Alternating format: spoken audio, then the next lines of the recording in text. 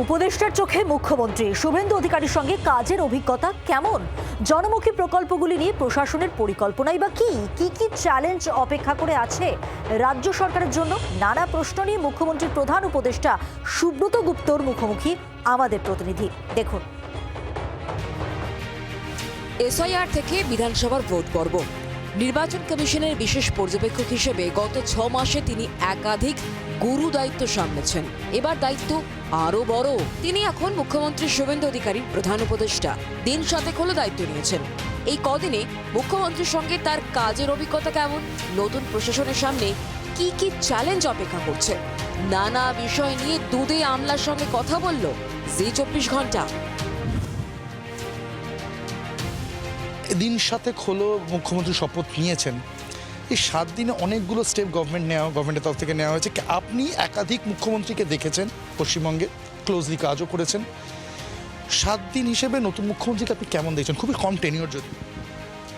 দেখুন, উনি তো প্রচণ্ড উৎসাহী, প্রচণ্ড উদ্যোগী এবং সবচেয়ে বড় কথা হচ্ছে উনি অফিসারদের কথা শোনেন। উনি চেষ্টা করেন সমস্ত বিষয়টা বুঝে তারপর সিদ্ধান্ত নেওয়ার।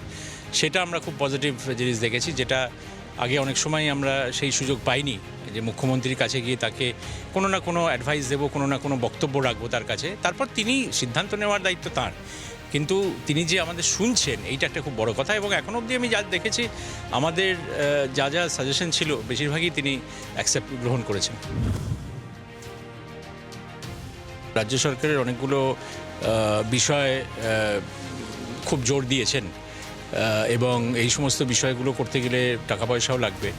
তো সেই সব নিয়ে কিভাবে এই সরকার চালানো যায়, এটা একটা বড় চ্যালেঞ্জ নিশ্চয়ই। তবে আমার ধারণা যে যেভাবে এখন অবধি আমরা দেখেছি, যেভাবে সমস্ত প্রক্রিয়াগুলো করা হচ্ছে, তাতে এই সমস্ত চ্যালেঞ্জ আমরা এই সরকার উতরে যেতে পারবে।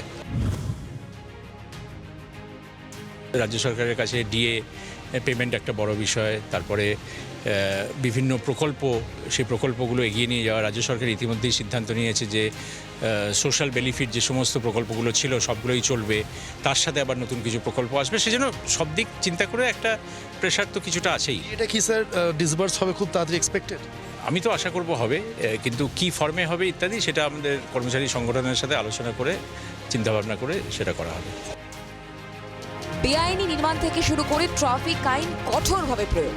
ক্ষমতায় আসার পর থেকে একাধিক গুরুত্বপূর্ণ নির্দেশ দিয়েছেন মুখ্যমন্ত্রী শুভেন্দু অধিকারী। রাজ্য সরকারের এই সিদ্ধান্তগুলো সময় উপযোগী এবং প্রয়োজনীয় বলেই মনে করেন মুখ্যমন্ত্রীর প্রধান উপদেষ্টা। পাশাপাশি তার দাবি, আইনের শাসন বজায় রাখতে আগামী দিনেও রাজ্য সরকার কঠোর অবস্থান বজায় রাখবে। ক্যামেরায় রঞ্জিতের সঙ্গে অর্কদীপ্তের রিপোর্ট, জি 24 ঘন্টা। বাংলার আওয়াজ, বাঙালির আবেগ, জি 24 ঘন্টা।